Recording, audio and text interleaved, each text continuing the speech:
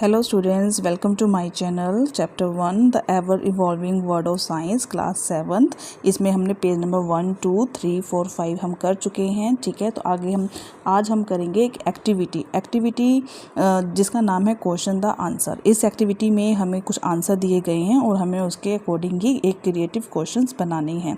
तो जो बच्चे आज नए हैं, जो भी फर्स्ट टाइम मेरे चैनल पे आए हैं, तो पहले चैनल को सब्सक्राइब करें और पिछली वीडियोस को ज़रूर देखें। तो स्टार्ट करते हैं हम अपनी आज की एक्टिविटी।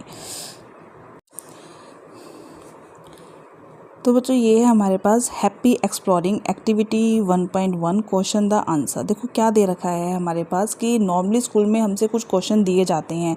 ठीक है, in the school during test you are usually given question and expected to find the answer. Mostly क्या होता है, स्कूल में हमें क्वेश्चन दिए जाते हैं और हम उसके आंसर को फाइंड आउट करते हैं। ठीक है, यही काम करते हैं हम। ओके, तो अब इसमें हम क्या करेंगे, इसमें हमें कुछ क्वेश्चन दे रखे हैं। क्या दे रखे हैं? कुछ question. So but let's turn the around, थोड़ा सा टर्न करेंगे to think like a scientist. अब हमें कुछ साइंटिस्ट की तरह सोचना है। It is equally important to ask interesting questions. ठीक है, ये भी मतलब ये क्वेश्चन, इंटरेस्टिंग क्वेश्चंस को पूछना बहुत ही इक्वली इंपॉर्टेंट है। And great scientist don't just answer the question. जो ग्रेट साइंटिस्ट होते हैं वो सिर्फ क्वेश्चंस के आंसर नहीं देते, they are amazing ones. Remember the last year we had said, आपको पता है क्लास 6 में भी हमारे पास जो चैप्टर 1 था, ठीक है, उसमें हमने बताया था to be a wise person you must be a wise person. एक बुद्धिमान व्यक्ति के लिए वाइज पर्सन होना बहुत जरूरी है। मतलब कि to be a wise person, एक बुद्धिमान व्यक्ति बनने के लिए you must be a wise person. आपको एक वाइज पर्सन मतलब कि क्यों, जिसमें क्यों वाले क्वेश्चंस आपके पास आने चाहिए। ऐसा क्यों हुआ, किस लिए हुआ, ऐसे। ओके, तो इस एक्टिविटी में क्या है, थोड़ा सा उल्टा होगा। पहले कुछ आंसर दिए गए हैं और हमें सोचकर उसके कुछ क्वेश्चंस बनाने हैं। ठीक है, तो look at the answers below. नीचे कुछ आंसर दे रखे हैं, इसके आंसर्स भी हम बताएंगे। Okay, and your task is to come up with a curious creative fun question situation that could lead to the answer. देखो इस एक्टिविटी से मेन फ़ायदा क्या है, इंपॉर्टेंट क्यों है ये एक्टिविटी। इससे हमारी क्यूरियोसिटी, ओके, क्रिएटिविटी और इमेजिनेशन, साइंटिफिक थिंकिंग और क्यूरियोसिटी को डेवलप करती है। अगर मान लो कोई आंसर दे रखा है, आपको उसका क्वेश्चन बनाना है, तो इससे आपकी क्रिएटिविटी बढ़ेगी, इमेजिनेशन बढ़ेगा, साइंटिफिक थिंकिंग बढ़ेगी, curiosity. And there are never wrong question, so let your imagination run wild. Since such exercise might not be familiar, here is an example help you। कुछ example आपके लिए help होंगे। Suppose the answer was just make it half, तो what all could be response to? Well, it could be range। देखो जैसे कि एक answer है just make it half, half बनाना है आपको, जस्ट मेक इट हाफ किसी चीज़ का, तो वो हाफ बनाने का क्या हो सकता है। तो what all could this be response to? Well, it could range from how do we ensure getting equal share of cake। ठीक है, हाफ बनाना है कि इक्वल शेयर ऑफ केक हम बना सकते हैं। माई essay is too long और I can't fit this to this envelope और even I cannot dance to such a long song।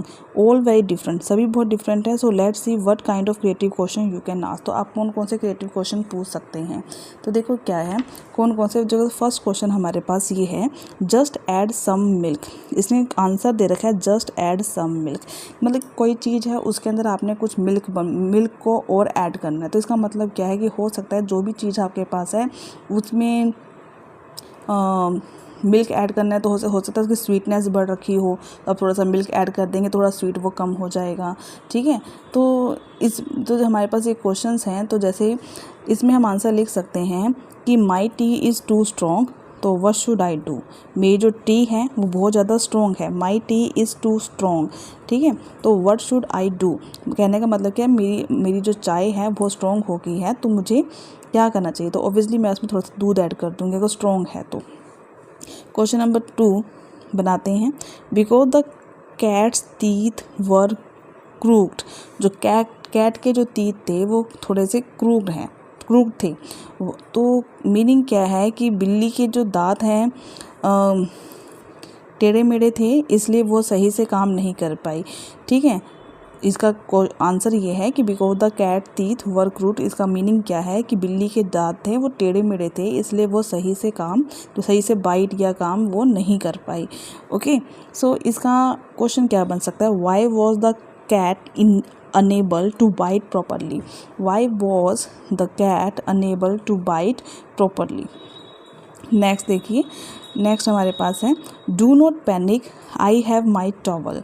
कहता है कि आप पैनिक मत होइए, ठीक है, घबराने की ज़रूरत नहीं है, मेरे पास टॉवल है। तो इसका क्वेश्चन आप बना सकते हैं कि कोई भी क्वेश्चन बना सकते हैं, मेरे पास टॉवल है, मतलब कि कोई हो सकता है कोई चीज़ आपकी गिर गई है या आप कहीं बाहर स्विमिंग में नहाने गए हैं तो आपके पास टॉवल नहीं है, तो सेकंड पर्सन आप बहुत पैनिक हो जाता है, अरे ये तो मैं टॉवल लेकर नहीं आया।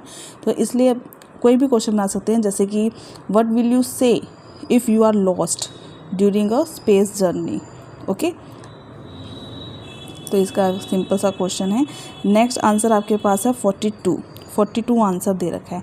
42 आंसर में इसमें एक नंबर दे रखा है, इस नंबर से आप बहुत सारे क्वेश्चन पूछ सकते हैं, जैसे how many student in your classroom, ये पूछ सकते हैं, how many students are present in your class today.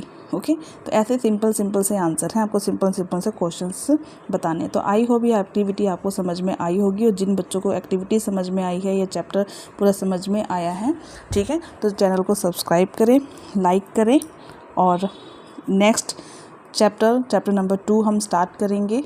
तब तक के लिए टेक केयर।